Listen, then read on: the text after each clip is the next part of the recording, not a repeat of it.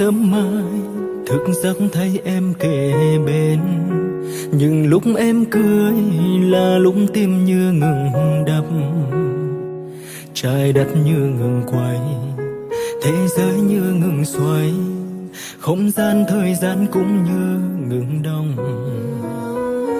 Người con gái vẫn luôn mỉm cười, dù mọi gian lao ở phía trước em vẫn mỉm cười.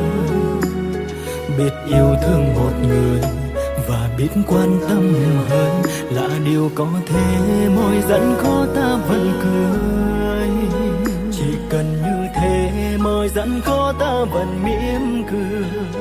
Cảm ơn người con gái đã tiếp bước anh đi, dù mọi gian khó ở phía trước em chẳng lo ngại.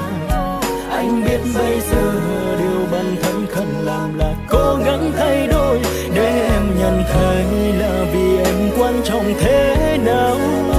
Cảm ơn vì tất cả đã bước đến bên nhau, để ta nhìn thấy yêu thương đấy chứ đâu xa. Nếu có vấp ngã trên đường đời, về đây để anh lo. Giờ thì ý em sao làm vợ anh được chưa?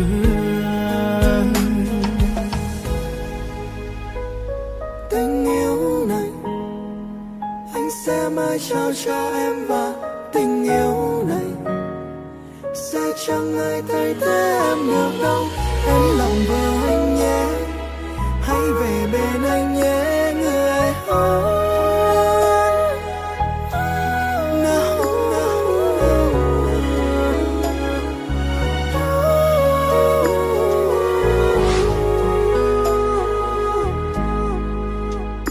Người con gái vẫn luôn mỉm cười, dù mọi gian lao ở phía trước em vẫn mỉm cười.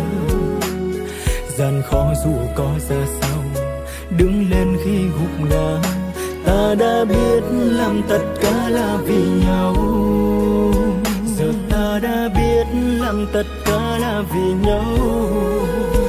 Cảm ơn người con gái đã tiếp bước anh đi, dù mọi gian khó ở phía trước em chẳng lo ngại.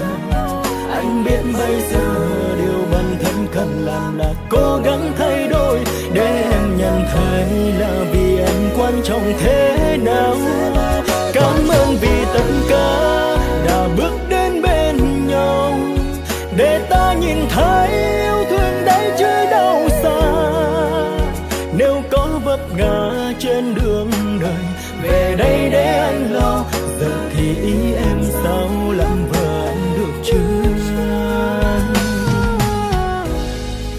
Cảm ơn người con gái đã tiếp bước anh đi, dù mọi gian khó em chẳng lo ngại. Anh biết bây giờ điều bản thân cần làm, cố gắng thay đổi, để em nhận thấy là vì em quan trọng thế nào. Cảm ơn vì tất cả đã bước đến bên nhau, để ta nhìn thấy. Nếu có vấp ngã trên đường đời, về đây để anh lo. Giờ thì ý em sao làm vợ anh được chưa?